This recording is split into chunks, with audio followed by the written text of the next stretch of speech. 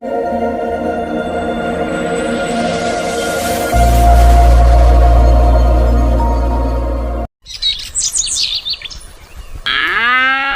समय पहले की बात है।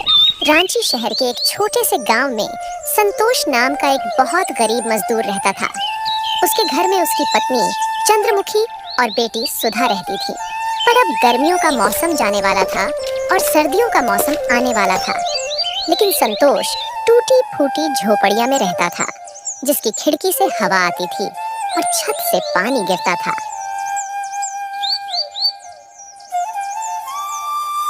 एक दिन संतोष की पत्नी संतोष से कहती है, सुनिए जी, ठंडी आने वाली है और ठंडी में घर के अंदर बहुत हवा आती है, तो आपको घर की मरम्मत करवानी चाहिए।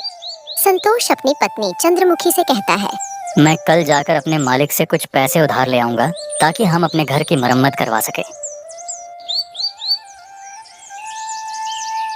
अगली सुबह होती है तो संतोष अपने काम पर चला जाता है और अपने मालिक से कहता है, साहब जी, अगले महीने से ठंडी का मौसम आ रहा है और मेरे घर की छत टूटी है, जिससे कि घर में हवा आती है, और अगर मैं जल्दी से उसे ठीक नहीं करवाया तो ठंडी में हम लोगों को बहुत दिक्कत हो जाएगी। मैं और मेरी पत्नी किसी तरह दिन काट लेंगे, लेकिन मेरी एक छोटी सी बेटी है, वह इतनी ठंडी में उस टूटी फूटी घर में नहीं रह पाएगी। संतोष की बातें सुनकर मालिक कहता है, अरे तो उसमें मैं क्या कर सकता हूँ? मालिक, आप मुझे थोड़े बहुत पैसे उधार दे देते तो मैं अपने झोपड़ी की मरम्मत करवा लेता, और मैं दिन रात मजदूरी करके आपका उधार चुका दूंगा साहब जी। अरे तूने अभी तो उतना काम भी नहीं किया है कि मैं तुझे उधार दे सकूं। अभी मेरे पास पैसे नहीं हैं। संतोष के लाख विनती करने पर भी उसका मालिक उसे पैसा नहीं देता है। और फिर शाम हो जाती है। संतोष बेचारा जब शाम को अपने घर आता है तो उसकी पत्नी चंद्रमुखी उससे कहती है, संतोष जी, क्या आप मालिक से उधार पैसे ले आए? मालिक ने पैसे देने से मना कर दिया है। इसके बाद चंद्रमुखी भी परेशान हो जाती है। दोनों इस बात को लेकर काफी परेशान हो गए थे कि अब सर्दियों में अपना गुजारा कैसे होगा। संतोष चंद्रमुखी से कहता है, अभी ठंडी आने में पूरा 1 महीना बाकी है, तो मैं अगले महीने के पहले तारीख को अपने मालिक से पैसे के लिए बोलूंगा, और तब शायद मालिक मना ना करें। हाँ जी, आप सही कह रहे हैं। आप अगले महीने पहले तारीख को मालिक से पैसे उधार मांगना, मालिक बिल्कुल मना नहीं करेगा। और यूं ही संतोष को मजदूरी करते हुए 1 महीना बीत गया। अगले महीने की पहली तारीख को संतोष अपने मालिक से पैसे उधार मांगने के लिए जाता है और उनसे कहता है, मालिक, अब तो पूरा 1 महीना हो गया है और थोड़ी थोड़ी ठंडी भी होने लगा है। अरे अब तो आप मेरी मजदूरी के पैसे दे दो ताकि मैं उन पैसों से अपने घर की मरम्मत करवा सकूं। संतोष के इस बार भी लाख विनती करने पर भी उसका मालिक उसे पैसा नहीं देता है और फिर कोई नया बहाना बता देता है। अभी मेरे पास सिर्फ ये 500 रुपया है। 500 रुपया देखकर संतोष कहता है, मालिक, इस महीने तो मैंने एक भी छुट्टी नहीं की, तो उस हिसाब से तो मेरा ज्यादा पैसा बनता है। लेकिन मालिक उसे अपने बातों में फंसा देता है और संतोष के ज्यादा बहस करने पर उसे काम से धक्का मार के निकाल देता है। संतोष को कम पैसे मिलने तथा काम से न निकाल देने जाने से बहुत परेशान हो जाता है। उसे समझ नहीं आता कि वह आगे करेगा क्या। यूं ही सोचते सोचते वह अपने घर पहुंच जाता है।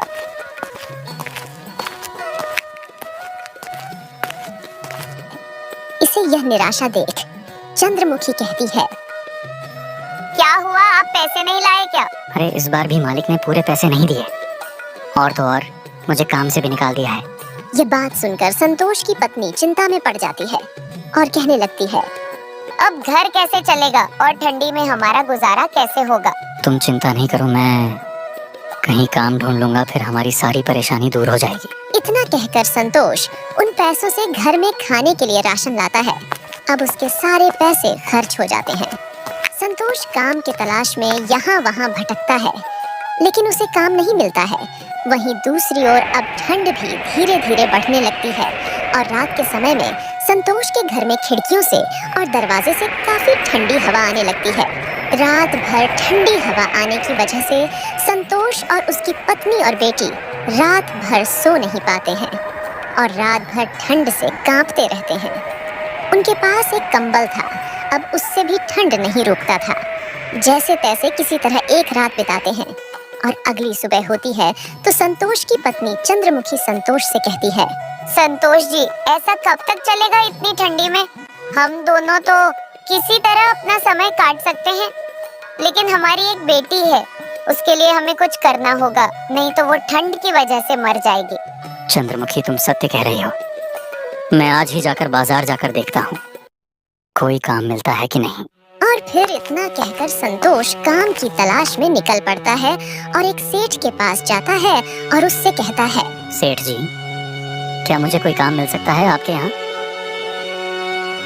देखो भाई, अभी तो मेरे पास कोई काम नहीं है। तुम्हें देने के लिए अगर तुम चाहो तो और किसी दुकान पर जाकर तुम काम ढूंढ सकते हो। ठीक है सेठ जी, कोई बात नहीं। अच्छा, अब मैं चलता हूँ। और फिर इतना कहकर संतोष घर की तरफ चल देता है। संतोष के घर पहुंचने के बाद उसकी पत्नी कहती है, क्या हुआ जी, कोई काम मिला या नहीं? नहीं चंद्रमुखी, कोई भी सेठ काम देने के लिए तैयार नहीं है, तो मैं क्या करूँ? फिर रात होती है, बहुत ठंड पड़ती है, तेज ठंडी हवाएं चल रही थी, जिसकी वजह से संतोष की बेटी सुधा को तेज बुखार हो जाता है। और चंद्रमुखी संतोष से कहती है, देखिए जी, सुधा को कितना तेज बुखार आ गया है और इसकी पूरी शरीर जैसे आग हो गई है। आप कहीं से जाकर इसके लिए दवा ले आओ। अरे मेरे पास अभी इतना पैसा नहीं है कि मैं दवा खाना जाकर अपनी बेटी सुधा के लिए एक गोली दवा ले आऊं। अरे आपको कुछ ना कुछ तो करना होगा, वरना सुधा की तबीयत रात भर में और भी बिगड़ जाएगी। देखिए, अगर कहीं पैसों को इंतजाम हो जाए तो कर लीजिए। और दूसरी तरफ सुधा ठंड से कांपने लगती है। संतोष को कुछ भी समझ नहीं आ रहा था कि वह अब क्या करे। कुछ देर सोचने के बाद संतोष अपनी पत्नी चंद्रमुखी से कहता है, मुझे रोना आ रहा है।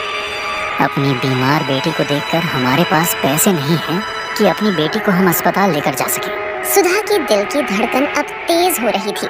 संतोष उठता है और अपनी बेटी को अस्पताल लेकर पहुंच जाता है, लेकिन अफसोस, उसके पास पैसे न होने से डॉक्टर सुधा को इलाज करने से इनकार कर देते हैं।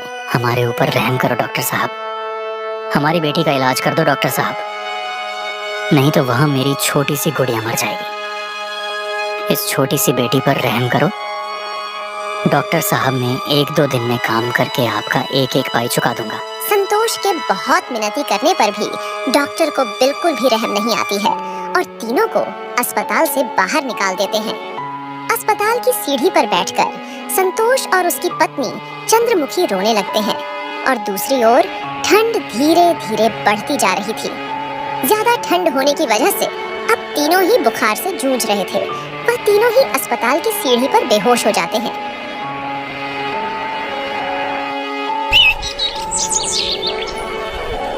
जब संतोष की आंख खुलती है तो देखता है कि वह अस्पताल के अंदर एक बेड पर लेटा है। ये देख संतोष के मन में बहुत से सवाल आते हैं। अरे मुझे अंदर किसने लाया और चंद्रमुखी और सुधा कहाँ है?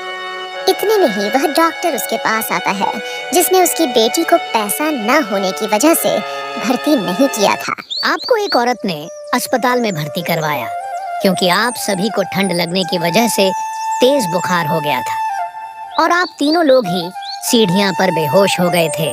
संतोष उस औरत के बारे में पूछता है कि वह कौन है, तो डॉक्टर साहब ने इशारा करके बताते हैं। अब संतोष जाकर उस औरत से बात करता है और पूछता है, आपका बहुत बहुत धन्यवाद, लेकिन आपने हमारी मदद क्यों की? मेरा आपके परिवार से कोई रिश्ता नहीं है, लेकिन एक टाइम था जब मेरे साथ भी ऐसा ही हुआ था और मेरे परिवार बहुत गरीबी में थे।